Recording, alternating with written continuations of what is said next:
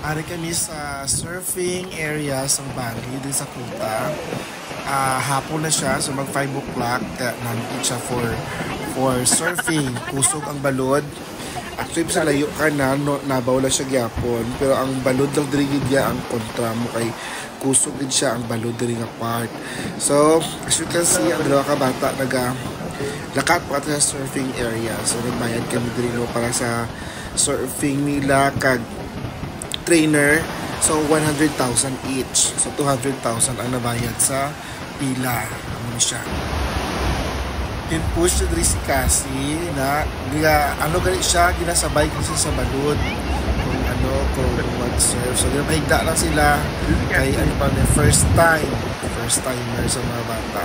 So nag-enjoy enjoy sila diri kay ginatulod-tulod sila lang. Then after sila balik na naman to sa may punta kay mag surf na naman.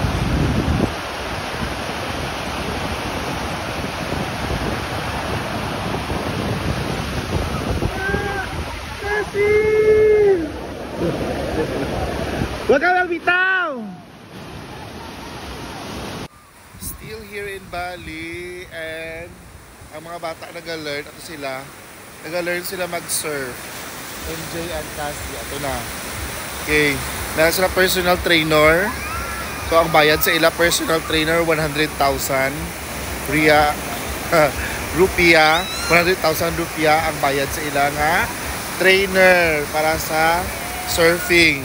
Okay, for 1 hour na surfing 100. Cassie! Go, come on. Ito harap.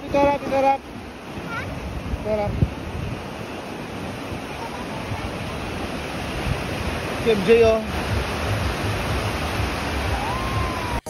Dito na part na walking kami papunta doon sa surfing area.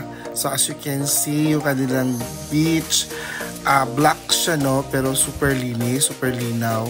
Tapos yung sand is very fine, ang sarap sa paa.